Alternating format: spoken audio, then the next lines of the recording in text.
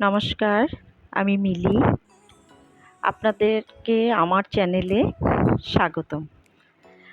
আমি আজকে আপনাদের সাথে একটি দই চিংড়ির রেসিপি শেয়ার করছি।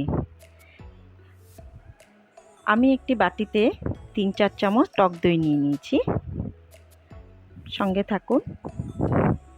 ৩-৪ চামচ টক দই নিলেই হয়ে যাবে, জল ছাড়া।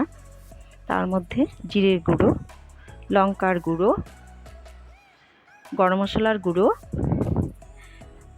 স্বাদ মতো চিনি এবং নুন দিয়ে এটাকে ভালো করে আমি ফেটিয়ে নিলাম। ফেটানোটা একটু ভালো করে কিছুক্ষণ টাইম নিয়ে একটু ফেটিয়ে নিতে হবে। যত ফেটানোটা ভালো হবে রান্নাটা তত সুন্দর হবে, দেখতে ভালো লাগবে।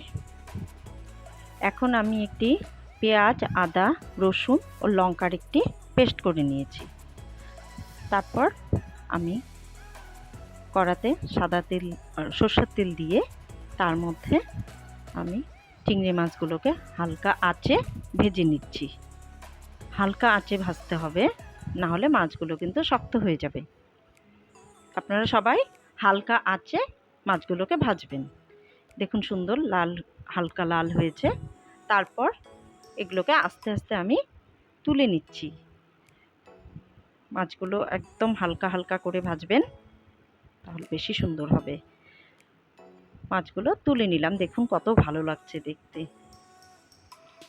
এবার কড়াতে ওই তেলের মধ্যে আমি গোটা এলাচ ও দারচিনি ফোড়নে দিলাম। দিয়ে তার মধ্যে আমি পেঁয়াজ, রসুন, আদা, লঙ্কার যে পেস্টটা করে রেখেছি সেটাকে দিয়ে হালকা আঁচে হালকাভাবে ওটাকে কষিয়ে নিতে হবে। হালকা আঁচে কষাবেন, বেশি আঁচ দেবেন না। হালকা আঁচে কষালে বেশি ভালো লাগবে, দেখতে সুন্দর হবে, লালচে হবে না। তার মধ্যে আমি সামান্য একটু লঙ্কার গুঁড়ো অ্যাড করলাম আর একটু হলুদের গুঁড়ো অ্যাড করলাম। করে নেড়ে চেড়ে কষিয়ে নিচ্ছি সুন্দর করে।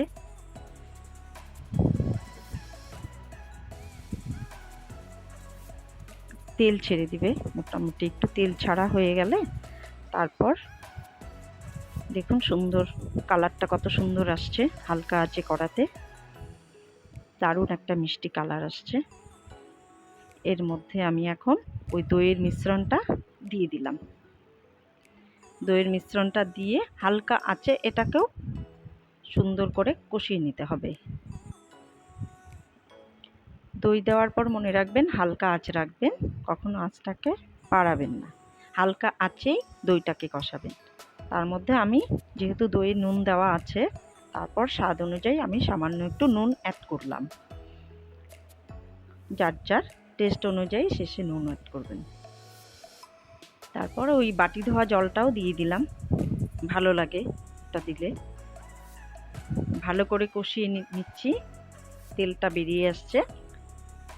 তেল বেরিয়ে আসা অবধি কষিয়ে নিচ্ছি। কত সুন্দর লাগছে দেখুন, কালারটা যা আসছে দেখুন। আঁচ কখনো বাড়াবেন না, কম আঁচেই করবেন, খুব সুন্দর লাগবে। তারপর ভাজা মাছগুলোকে দিয়ে মশলার সাথে সুন্দর করে আবার একটু মশলার সাথে মাছটাকে কষিয়ে নিব। অল্প সময় মাছটাকে কষিয়ে নিলে মাছের ভেতরে মশলাটার একটু স্বাদ ঢুকে যাবে, ওটা আরও বেশি ভালো লাগে তখন খেতে। কষানো হয়ে গেছে, আমি ওই মাছ রেখেছিলাম ও বাটিটার জলটা দিয়ে দিলাম।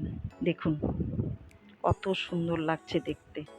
এখন সুন্দর হয়ে এটাকে ফুটতে দিতে হবে, টকবক করে ফুটবে, না ফুটলে তো এটা স্বাদ আসবে না। টকবক করে এটা ফুটবে। আমার কাঁচা লঙ্কার গন্ধটা খুব ভালো লাগে, তাই 2টো কাঁচা লঙ্কাও এর মধ্যে দিয়ে দিলাম। আমার ছেলে মেয়েও খুব ভালোবাসে কাঁচা লঙ্কার ওই ফ্লেভারটা। দেখুন কি সুন্দর হচ্ছে, দেখুন গ্রেভিটা কত সুন্দর। আপনারা বাড়িতে বানিয়ে খেয়ে দেখবেন, সবার ভালো লাগবে। টাটা।